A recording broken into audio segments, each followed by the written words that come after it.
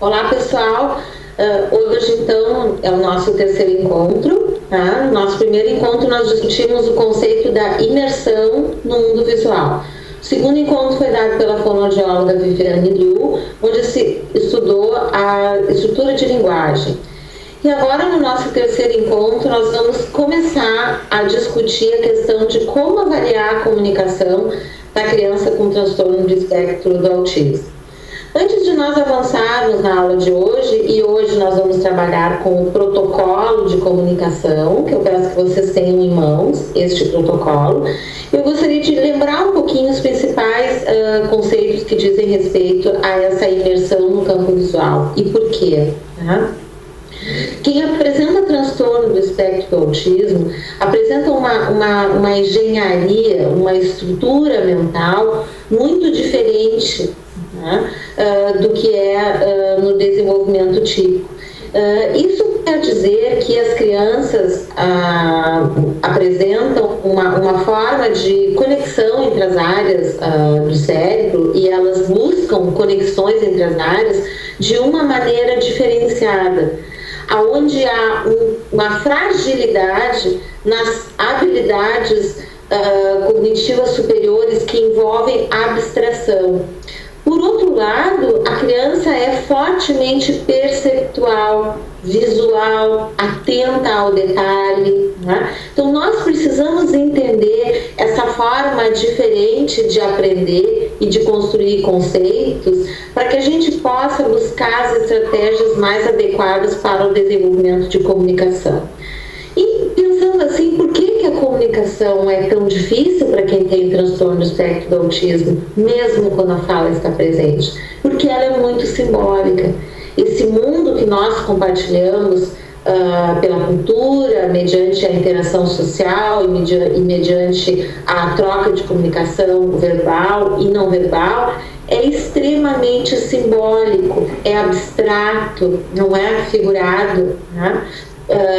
Não é literal, e isso é bastante difícil para que as crianças com transtorno do espectro do autismo alcancem esse entendimento, né? Por isso é que no método KIT nós vamos propor essa imersão no mundo visual.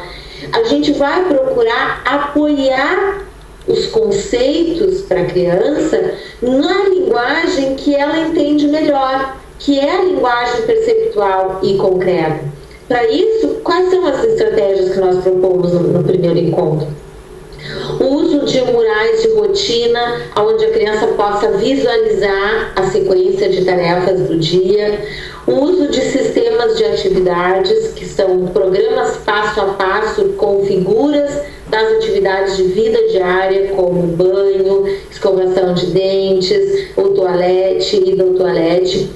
Os sistemas de trabalho que enfatizam muito a organizar e estimular as funções executivas mediante uma organização das tarefas, onde se enfatize muito o início, o meio e fim, e de uma maneira em geral que todas as tarefas que sejam ensinadas ou que precisem ser realizadas, que elas tenham uma forte organização visual. A atividade precisa ser explícita, ela não pode depender de uma capacidade de inferência, de insight, né? Por quê? Porque essas habilidades estão muito diminuídas.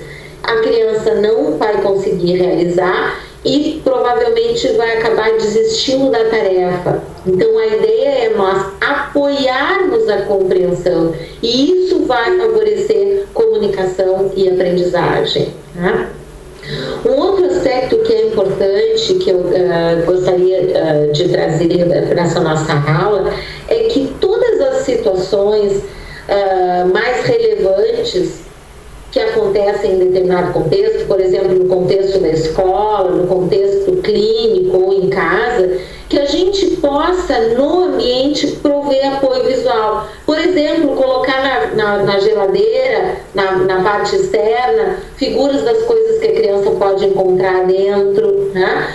Na sala de aula, por exemplo, fazer um mural de combinados das coisas que a gente faz na sala e das coisas que a gente não faz.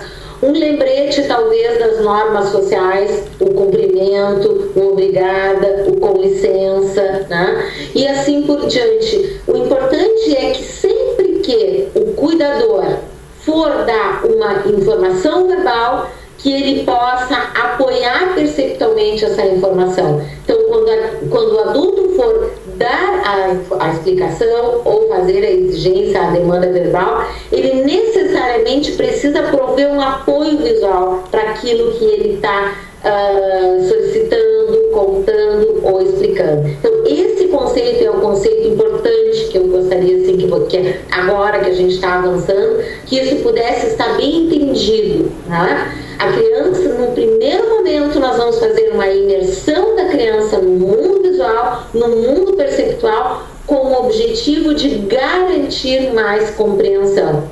Que o fato da criança, às vezes, estar habituada a uma rotina não garante entendimento. Ela pode ter memorizado, ela pode ter feito associações muito concretas a respeito da sua rotina, mas não garante que, de fato, ela está entendendo ou compreendendo, tá? Então, a ideia é apoiarmos todas as informações importantes para garantirmos mais compreensão. Nós queremos aqui nesse nosso curso aprender a desenvolver um sistema alternativo de comunicação e esse é o primeiro passo, apoiar a compreensão, ok?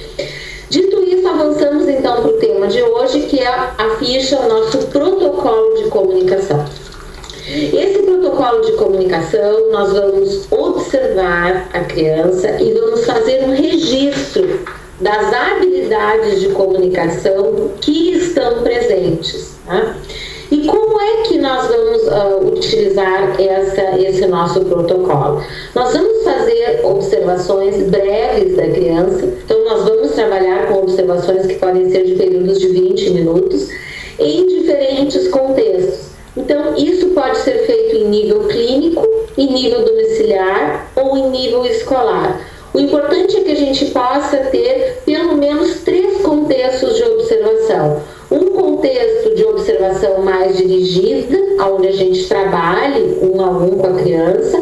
Um contexto de observação mais livre, por exemplo, a observação numa hora lúdica, numa hora livre, numa hora do brincar. E uma observação na hora da alimentação.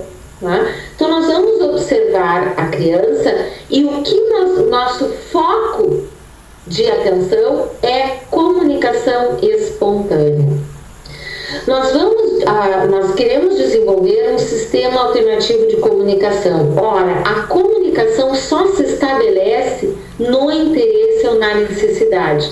Então, a gente precisa diferenciar bem os conceitos de comunicação e linguagem. Não se trata de nós observarmos o que a criança fala, mas mais que isso é como e quando e o que ela comunica. Não tanto o que ela fala, mas o que ela comunica, né? E o nosso ouro, a intervenção de comunicação, ela só é eficaz quando ela é estimulada na comunicação espontânea, na necessidade da criança. Tá? Então, é pouco eficaz uma situação de estímulo de comunicação quando o terapeuta determina o que, quando e como. Não vai funcionar. A comunicação vai se estabelecer quando o interesse e a necessidade for da criança. A criança precisa enxergar a necessidade de comunicar algo para ela aprender a se comunicar. Por isso é que o momento da alimentação é um momento muito rico, porque é um momento muito inicial, muito primário, de muita necessidade, né? Onde a criança está com muito interesse e motivação para se comunicar.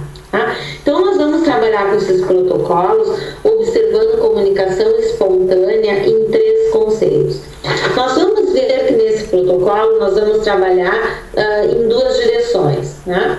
Na linha horizontal, nós temos as funções de comunicação. E na linha vertical, nós temos a forma da comunicação. Então, esse protocolo vai nos possibilitar mapear como que a comunicação espontânea da criança se estabelece, qual forma ou quais formas e quais funções. Então, vamos vamos estudar primeiro quais são as principais funções de comunicação. A primeira função que aparece é o pedido, tá? A segunda, rejeição. A terceira, atenção direta. A quarta, dividir experiência ou sentimento. E, por fim, outro. Então, a primeira função, a função de pedido, é a função mais inicial. Tá? As primeiras coisas que a criança comunica é o que ela quer. Né? Então, a criança pequenininha, ela começa, né, a apontar e a mostrar, é o brinquedo, é a mamãe, é a mamá, é um lanchinho que ela goste, né?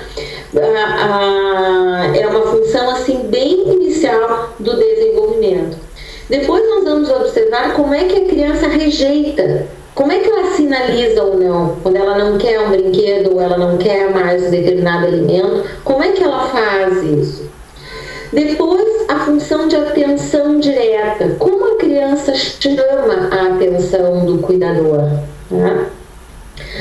A quarta função é dividir a experiência ou dividir sentimento. A criança, quando está fazendo algo, ela busca compartilhar isso com um adulto? De que maneira? Né? Ou quando ela está triste, ou está chorando, ou se machucou, ela divide esse sentimento, ela compartilha, ela busca o outro. Tá? E, por fim, uma categoria aberta, outro. Quer dizer, no período de observação, se além dessas funções, outras a gente observou. Pedido de ajuda, comunicar dor, por exemplo, tá? Querer trocar alguma brincadeira, outras funções que eventualmente possam ocorrer, certo? Então, nós vamos principalmente buscar observar como essas funções estão. Algumas vezes a gente só observa uma função presente, né? Algumas vezes o comprometimento é tão grande que a gente só observa a função de pedir, né? Ou rejeitar. Nem toda criança consegue, por exemplo, dividir experiência ou dividir sentimento. Né? Então, nós vamos procurar organizar esses 3 períodos de observação e registrar as formas de comunicação que a gente conseguiu observar, certo? Então, as principais funções de comunicação, revisando: pedido, rejeição, atenção direta, dividir experiência ou alguma outra função de comunicação que a gente tem observado. Né? Então, função de comunicação é a gente registrar o que a criança pareceu que nos comunicou. Tá? Então, pedido, se ela queria algo, rejeição, não. Né? Atenção direta, chamar a atenção. Dividir experiência ou dividir sentimento seria compartilhar a respeito de algo que ela está fazendo ou algo que ela está sentindo. E aí nós vamos registrar também qual a forma que essa comunicação aparece. Tá?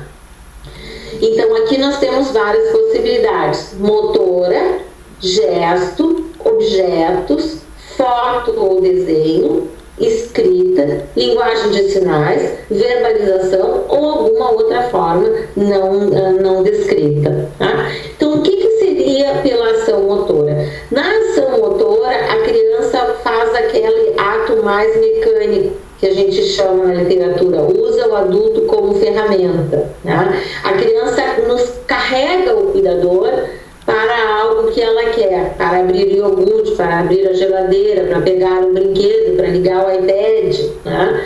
A criança faz isso de uma forma ainda muito mecânica. Por que a gente diz mecânica? Porque ela pega a mão do adulto para buscar determinada coisa que ela precise, mas com pouco contato visual. Tá? Ela realmente assim, a ação dela é só motora, tá? Ela pega para a pessoa abrir, para a pessoa entregar, né? Para a pessoa guardar.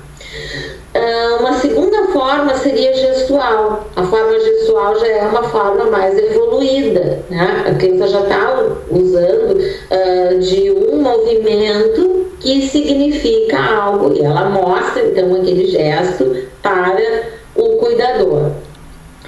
Depois nós temos por objeto. Então vamos supor a criança quer tomar Coca-Cola, ela vem e entrega o copo, tá? Então ela está sinalizando que ela quer tomar o refrigerante com um objeto, com um copo, tá? Ou a criança quer comer e ela pega o prato e entrega para a mãe, tá? Ela está comunicando que está com fome através do objeto, né? Através do prato.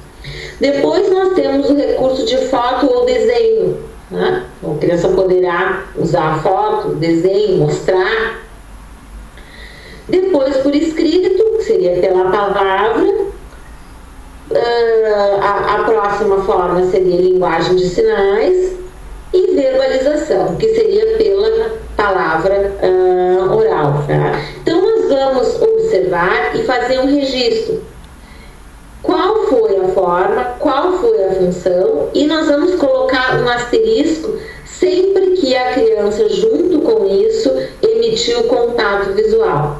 Então, fazendo essas breves observações, vamos imaginar 3 observações de 20 minutos em 3 contextos, a gente já vai, esse protocolo vai nos garantir um mapa do perfil de comunicação dessa criança, tá? Então, a gente vai analisar esse registro tentando identificar quais as formas de comunicação mais frequentes e quais as funções mais frequentes. E nós vamos trabalhar, nós vamos iniciar o desenvolvimento de um sistema de comunicação através das funções que estão estabelecidas. A partir das funções que estão estabelecidas, nós vamos iniciar as estratégias de comunicação, buscando ao longo da intervenção ampliar essas funções de comunicação, ou seja, fazer com que a criança use mais de uma função de comunicação, que a comunicação dela seja mais extensiva, e procurando enriquecer também o repertório, a forma com que ela se comunica, tá? Então, para que a gente desenvolva nosso sistema, implemente um sistema de comunicação alternativa, nós precisamos conhecer o perfil de comunicação dessa criança, o que ela comunica, que situações ela percebe necessidade de comunicar e ela busca então essa comunicação com o cuidador. E é a partir desse foco de interesse, desse foco de necessidade, que a gente vai implementar as estruturas de comunicação. Na nossa próxima aula, nós vamos já iniciar com questões mais práticas. Nós vamos trabalhar na nossa próxima aula com um protocolo de estratégias de comunicação, tá? Então, a partir das funções que estão presentes, nós vamos ir introduzindo paulatinamente estratégias, que começam com estratégias muito simples, tá? Para trabalhar funções muito iniciais, como por exemplo pedir, até estruturas que possam trabalhar funções mais complexas, como compartilhar, identificar sentimentos, expressar sentimentos, expressar emoções, tá? Então há uma hierarquia de desenvolvimento. Então, só lembrando, no TEACH, o método TEACH é um método desenvolvimentista, então a gente valoriza os estágios de desenvolvimento e os estágios de maturação nervosa da criança, e nós precisamos então conhecer quais funções que se estabeleceram, a forma que essa criança consegue entender a comunicação, e é a partir do estágio que ela está que nós começamos a intervenção. Nós não vamos começar a intervenção de um estágio muito distante da onde ela se encontra, porque ela não vai ser eficaz. Nem podemos iniciar um programa de implementação de comunicação alternativa a partir do interesse que nós determinamos. Não é a gente que determina a situação, o contexto, é a criança. É a partir do interesse e da necessidade da criança. É quando ela vê necessidade de comunicar que nós temos um campo fértil para ensinar o que é comunicação, né? E sempre assim, partindo de um contexto, de um ambiente que seja altamente estimulador para a criança. Né? E o que é um ambiente altamente estimulador para a criança? É um ambiente onde ela compreenda mais. Um ambiente muito simbólico, um ambiente social e o ambiente da fala, o mundo da fala, é extremamente simbólico e muitas vezes a criança acaba inibindo comunicação justamente porque a criança não decodifica, né, tudo aquilo que está acontecendo. Quando nós apoiamos e garantimos mais compreensão, nós já estamos estimulando mais comunicação, tá? Então, primeiro passo, a imersão no mundo visual.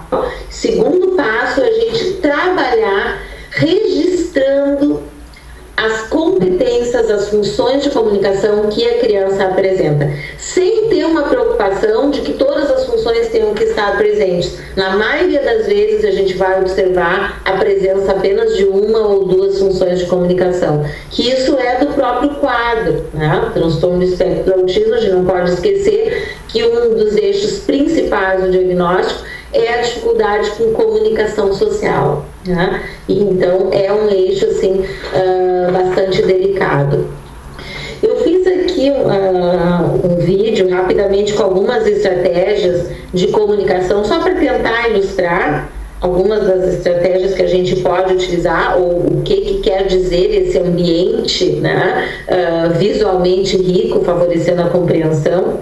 Vou largar aqui o videozinho e depois a gente comenta.